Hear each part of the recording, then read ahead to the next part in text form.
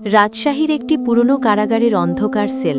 সেখানে বসে আছে রফিক, বয়স ৩০-এর কোঠায়, চোখ দুটো গভীর ক্লান্ত। তবুও ভেতরে লুকিয়ে আছে কিছু অদ্ভুত শান্তি। আগামী ভোরেই তার ফাঁসি।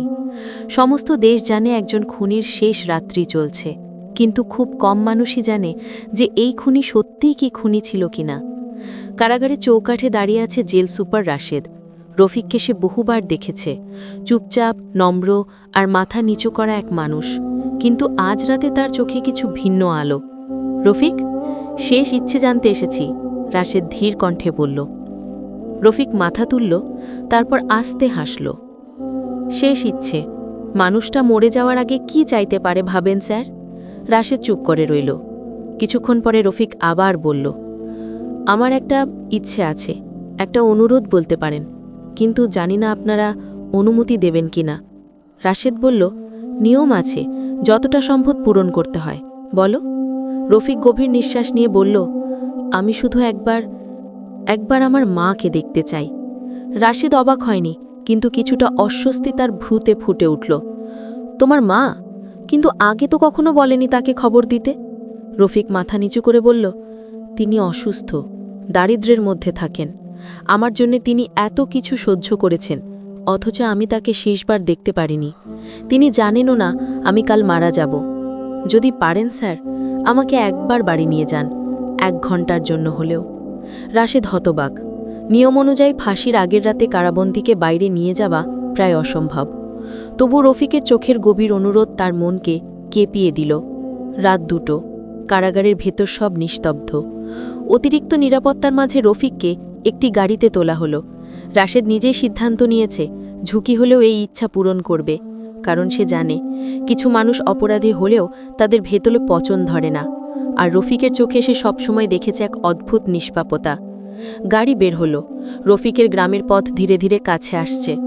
ধুলোয় ভরা তাজা রাস্তা, দূরে টিমটিমে কুয়াশার ভেতর হারিয়ে যাওয়া কুটির ঘর। রফিক বলল, স্যার।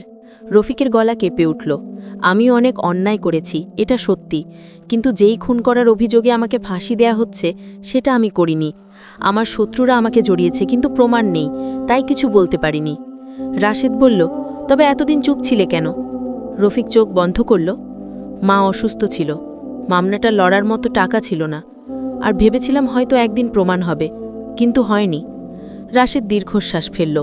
সত্যি কি মিথ্যে সে বলতে পারে না, কিন্তু আজ রাতের এই যাত্রায় তার মনে একটা কথাই ঘুরছে, অপরাধ কি সত্যি এত সহজে চেহারায় ধরা পড়ে? ভোরের আলো ফোটার আগে তারা পৌঁছালো রফিকের ছোট কুড়ের ঘরের সামনে। খড়ের ছাউনি, ভাঙা দরজা আর চারপাশে সামান্য কিছু গাছ। ঘরের ভেতর থেকে কাশি শোনা যাচ্ছে। রফিকের কণ্ঠ গলা আটকে গেল। মা? রাশেদ ইশারা করল, যাও। রফিক দরজায় কড়া নাড়ল। ভেতর থেকে দুর্বল কণ্ঠ, কে? দরজা খুলতেই রফিকের মা প্রথমে অবাক, তারপর একদমে ছেলের বুকে লুটিয়ে পড়লেন। বাবা, তুই হঠাৎ, তোর কি হয়েছে? এত রাতে কেন? রফিক মায়ের হাত ধরল। মা, আমি শুধু তোমাকে দেখতে এসেছি। মা বুঝতে পারছিলেন না কি হচ্ছে, কিন্তু তার চোখের জল থামানো যাচ্ছিল না। তিনি রফিকের মুখে হাত রেখে বললেন, তোকে ছাড়ে বাড়িটা কত শূন্যে, তুই ঠিক আছিস তো? রফিক মায়ের কপালে চুমু দিল। তুমি কি আমাকে ক্ষমা করেছ মা? বৃদ্ধা মা হতমম্ব, কিসের জন্য ক্ষমা? তুই তো সবসময় আমার ভরসা ছিলি, তোর মতো ছেলে হয় না। রফিকের চোখে জল জমল। মা, আমি যদি তোমাকে আর কখনো দেখতে না পাই? মা আতকে উঠলেন, কেন এমন কথা বলিস? কিছু হয়েছে? তুই কি আবার আমাকে ফেলে চলে যাস নাকি? রফিক আর ধরে রাখতে পারলেন না। সে মাকে জড়িয়ে ধরে টানতে লাগল।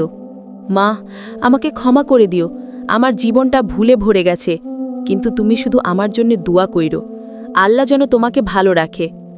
মা কিছু বুঝতে পারছিলেন না, শুধু ছেলেকে বুকের মাঝে চেপে ধরে বললেন, তুই যাই ভুল করিস, তুই আমার ছেলে, আল্লাহ তোকে মাফ করুক, তুইও নিজেকে মাফ করিস বাবা।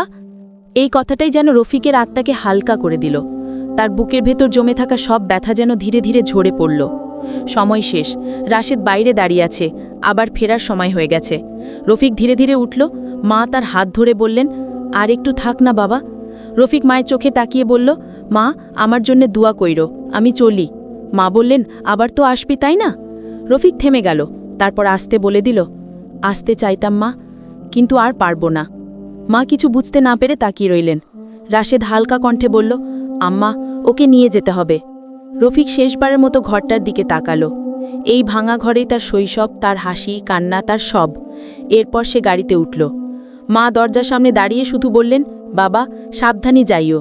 তিনি জানতেন না তার ছেলের সাবধানতার প্রয়োজন আর নেই। ফিরতি পথে গাড়ির ভেতর নিস্তব্ধতা। রফিক জানালার বাইরে তাকিয়ে সূর্যের প্রথম আলো দেখছিল, যেন নতুন সকাল তার কাছে আর কোনো অর্থ রাখে না। কিন্তু মায়ের মুখ থেকে পাওয়া আশীর্বাদ তার হৃদয়কে শান্ত করে দিচ্ছিল। কারাগারে ঢোকার আগে রফিক বলল, স্যার, ধন্যবাদ। আমি জানি আপনি বিপদ নিয়েছেন, কিন্তু আমার জীবনে শেষ ইচ্ছা পুরা হলো, আর কিচ্ছু চাই না। রাশেদ বলল, রফিক, সত্যি কি তুমি নির্দোষ? রফিক কিছুক্ষণ নীরব থেকে শুধু বলল, এই প্রশ্নের উত্তর আল্লাহ জানেন। মানুষের কাছে সব সত্য কখনো পৌঁছায় না। ভোরের আলো পুরোপুরি ফোটার সাথে সাথে ফাঁসির মঞ্চ প্রস্তুত হলো। রফিক মাথা উঁচু করে দাঁড়ালো। তার মুখে কোনো ভয় নেই, শুধু এক শান্ত হাসি। কারারক্ষী জিজ্ঞেস করল, শেষ কথা? রফিক আকাশের দিকে তাকিয়ে বলল, মাকে যেন কেউ কিছু না বলে, যেন কেউ তাকে কষ্ট না দেয়, আর আল্লাহ আমার ভুলগুলোকে মাফ করে দেখ। তার চোখ বন্ধ হয়ে গেল, দড়ি শক্ত হলো, আর নীরবতার ভেতর একটি জীবন হারিয়ে গেল সেদিন। রাশেদ দীর্ঘ সময় চুপ করে রইলেন। তার মনে ঘুরতে লাগলো রফিকের হাসি, তার কথাগুলো, আর সেই অদ্ভুত সত্য। কিছু মানুষ অপরাধী হয়েও খারাপ নয়, আর কিছু মানুষ নির্দোষ হয়ে নির্বাক। রফিক চলে গেল, কিন্তু তার শেষ ইচ্ছার গল্প রাশেদের মনে আজীবন গেঁথে রইল। বন্ধুরা, আমাদের ভিডিওটি ভালো লাগলে অবশ্যই আমাদের গল্প জানায় 2.0 চ্যানেলটিকে লাইক, শেয়ার, সাবস্ক্রাইব করবেন।